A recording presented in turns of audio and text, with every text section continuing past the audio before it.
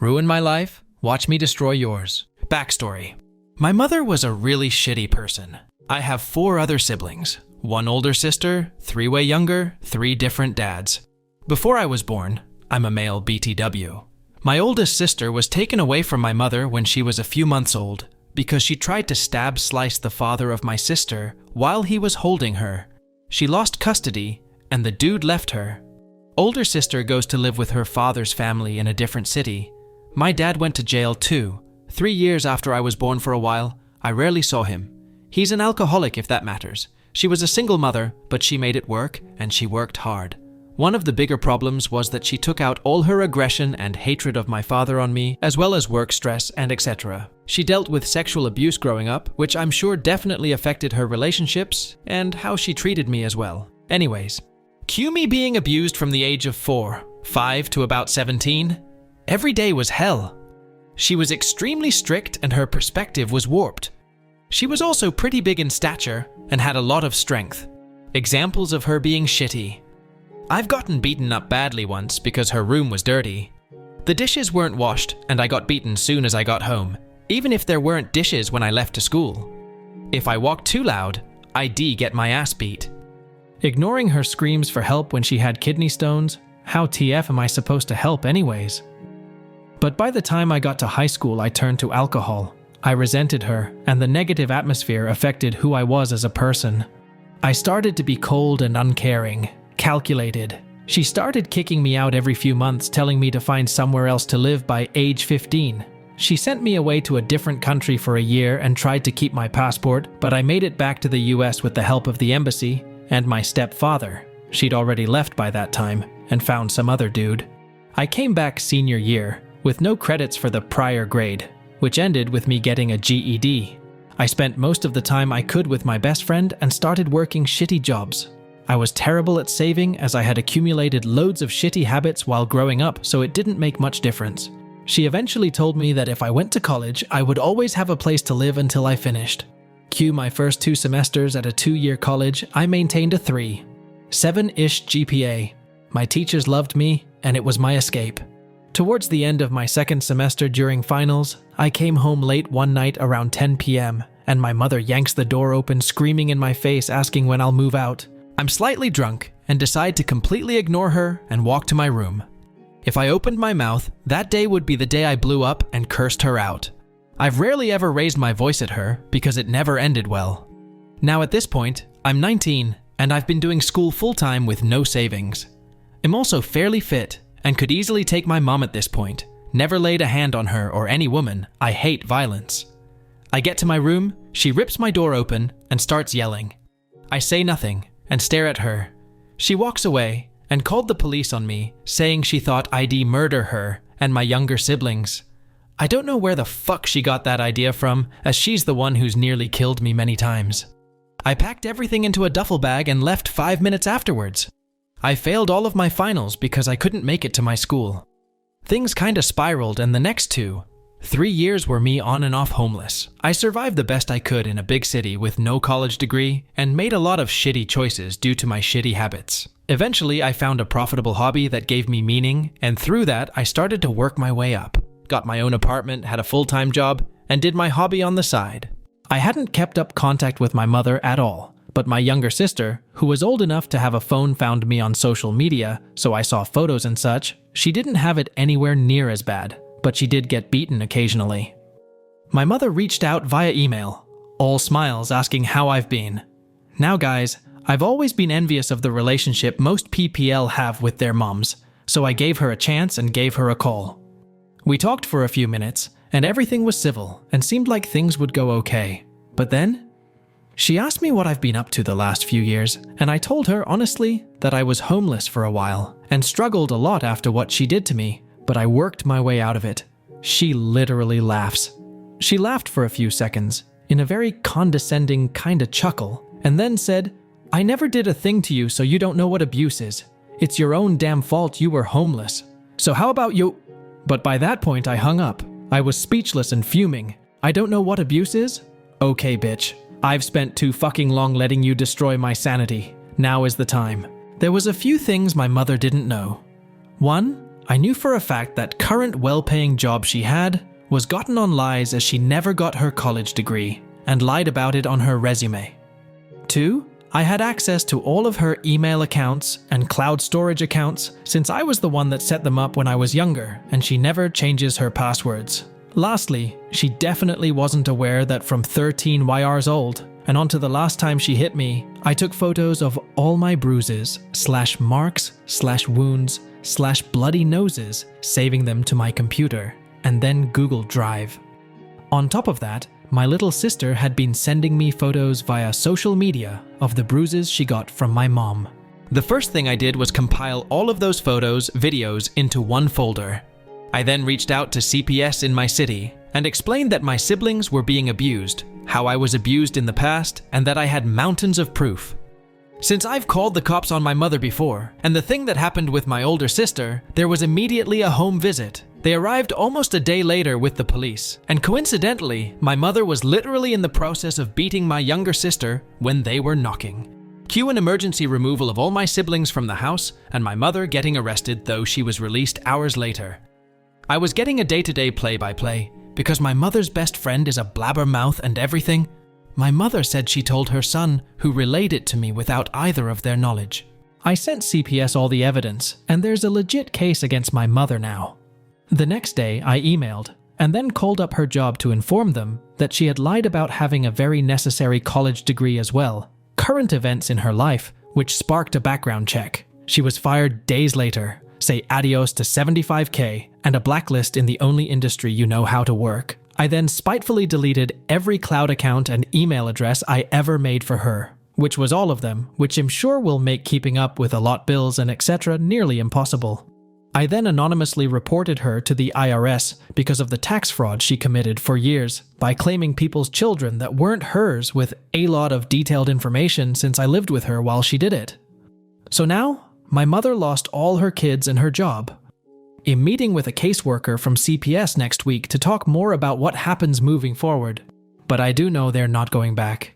IDK how she's going to pay her mortgage now and survive. I'm sure she's going to get a call from the IRS who'll be looking for a few $1,000s she owes them. She also has to go back to court in a few months. Not exactly sure what she was charged with, but I'll update when I find out how everything turns out. Side note, she isn't aware I'm the cause of any of this. I plan on keeping tabs on her and waiting until it seems like she's close to death before I tell her it was all me and I peed in her Lipton. Edit.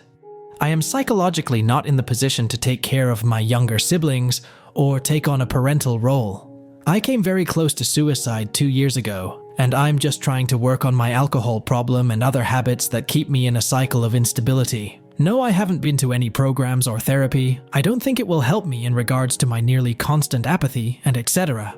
My 2 youngest siblings weren't really bothered much. It was mostly my little sister after I left who got beatings, but luckily it wasn't anything near the level I had to deal with. I'm also incapable of taking custody because I don't have an apartment anymore due to bad decisions I made while drinking recently, so I'm back to homeless, but I crash with a friend once in a while. I am very well aware I am an influence on my younger siblings, and I'm trying to stay consistent with doing everything I can to be a better and more stable person for them, so that maybe I can finally build a real relationship with someone in my family. I'm sorry to disappoint everyone who keeps wishing me more success. Aside from my little siblings, I have zero contact with anyone else in my family, and even then, it's been very rare because I had to avoid my mother to see them and didn't want her knowing I kept in contact, meeting my little sister after school, FaceTime, etc. The rest of my family were well aware of what she did and distanced themselves. I don't plan on reaching out to them as I'm not good at maintaining relationships with mostly anyone anyways. Update: my camera was stolen, and instead of trying to get another one, I decided to take a break from photography. I appreciate all of the support you guys gave me after my first post. It's been extremely hard. Taking pictures was the only thing I really did that helped me feel okay, but I'm learning to build resilience. In the meantime, I swallowed my pride and moved into a homeless shelter in my city, specifically for people with jobs and a savings. I'll be able to continue saving while I work on bettering myself as a person. I created an action plan and mapped out all my goals and how I want to achieve them. Up until recently, I wasn't even planning on being alive. Sorry if that's too dark. I honestly always had these thoughts wishing my mother would have finished the job with me and made life easier, but as of late, I'm becoming more and more curious of what I'm capable of if I gave myself the chance. I've been able to visit my younger siblings and have gotten to know my little sister Abbott better because of the experience. I feel like a horrible person for admitting I still feel nothing for them or really anyone, but I won't let my feelings get in the way of the promise I made to myself or them. I've also only drank 3 times in the last 4 months, compared to every other day in the past, which isn't great, but it's a change. My younger siblings are still with CPS, but I can't go into detail. My mother was supposed to go to a hearing to get them back, but things got complicated. Important. My mother's best friend's son, who I've known 8 years, does his best to relay all the shit my mother tells her while they talk on the phone all day. Things had gotten worse for her. She hasn't been keeping up with her mortgage payments. Her fiancé, my youngest sibling's dad, is no longer her fiancé anymore and is trying to file for custody. I heard she was a wreck then went ghost, but it didn't make me feel better. There weren't supposed to be any winners. Honestly, I wasn't even going to update. I initially just wanted to tell someone for once, but one thing changed my mind. Something I was not expecting months after I set this all in motion. A phone call from my mother. In the past, seeing her calls, even after moving out, would set me on edge, but that hasn't been the case lately. It was just another thing that happened, just another event. Meaningless, but at the same time, she always had my number, but never reached out. Even when things first started going to shit, I doubt she even gave me a second thought. But I'm sure you're all curious to know what was said. My mother is gone. A few weeks after my post, the state I'm in brought felony charges up against her. She left the country shortly after and went to her home country in South America. I have no idea how she was even allowed to leave, but they didn't take her passport. She avoided specifics on that part. She mentioned staying with a family friend temporarily and tried to frame it as a short vacation. She didn't even start off with a hello. She started the conversation by ordering me to go somewhere quiet before launching into a sob story about how things have been going for her. This is after months of no contact, after laughing at me for being homeless and denying she ever abused me months ago. Just yammering away like it was nothing, but I let her talk. It was surreal. I felt so cold just listening to her talk. It was like talking to a stranger. She mentions losing out on so much money and how she doesn't know how all it happened. And then finally, she hits the topic du jour. Cue her bringing up my little sister and the night of the emergency removal. She starts complaining about how she misses my little sister and brothers, mentions something about how it messes up tax season, and then she had the audacity to start trying to convince me that I should go talk to the caseworkers for her to back up her claim that she never abused them or me, and I should know that. She said that to me. After everything, of all people, 9 minutes into the conversation, like nothing ever happened. But it wasn't anything new. Of course I cut her off, but at that point, my mind was already made up. I asked her if she remembered when I used to make iced tea for her all those years. She was a little thrown off, but said yes. I paused for a few seconds before slowly telling her in detail about all the ways I sabotaged her Lipton iced tea. She tried to interrupt me once, but I didn't stop talking. I told her about how I'd always put too much sugar, and she'd never taste it and keep drinking more, which was why I always insisted. There was just silence on the phone, but I know she was listening. I told her waiting until after dinner when I got home from school to shower, so I could rub her spoons between my butt cheeks for maximum damage, and how I'd mix it into her food to mask it. At this point, I'm not even sure she's listening anymore, but am still describing specific days I remember doing it that I know she would remember. She finally loudly interrupts me, screaming at me disgusting evil things. She cursed me the way she used to back in the days when she'd be standing over me with an extension cord, beating the skin off of me when I was younger. She's blaming me for ruining her life and how she wished she had a better child, all without knowing that I directly caused the destruction of her current life, though she's speaking about the past. I just let her waste her breath. She couldn't touch me or my siblings. It only lasted a few seconds. Now I remember spending years daydreaming of all things I'd say to my mother if I had the chance, but I just bottled it up with all my other baggage and kept trying to exist. A lot of people from my original post also gave me some ideas. When she finally shut her mouth, I calmly told her, "Look, Mom, You don't know what abuse is, and honestly, it's your own fucking fault this is all happening to you. Also, my bad for pissing in your iced tea. Then I just hung up the phone and blocked her number. That was the last day I drank. I haven't talked to her since. I'm not sure she's aware, or maybe she is, how bad of an idea it was to leave the country with all this going down, even if it was for a few weeks. At this point, I'm done with her. I don't want an apology. I just want to move forward and be a better person. I know that's hard to believe after everything I just told you, but it's the truth. I try my best to put as much positivity into the world and share it with the people around me as much as possible. But fuck her. I don't know if she knows it was me, but I didn't tell her. I'm sure she can guess though if she really tried. Anyways, that's my revenge. It's still actively fucking her life up, but I'm not taking any active part in it.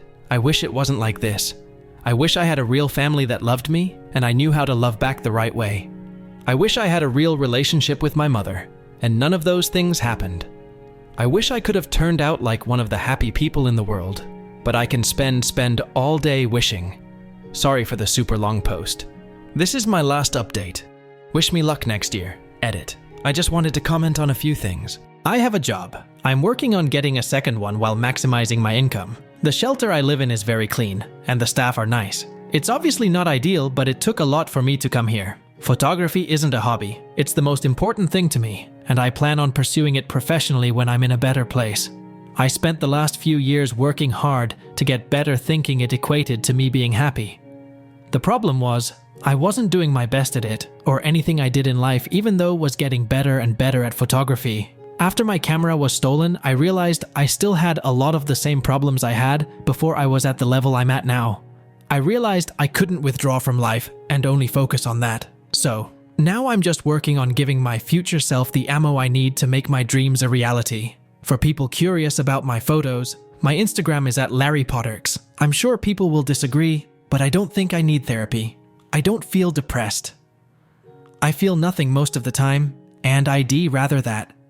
It makes this all easy to deal with as I can just detach. For all the people who offering to help me out or asking me about a GoFundMe, I don't know how I feel about accepting help.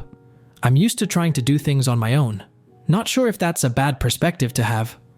I never really had people offering to help me this way before, so it's weird. The police 100% know about my phone call and my mother leaving the country. After my phone call with my mother, I alerted them and CPS just in case.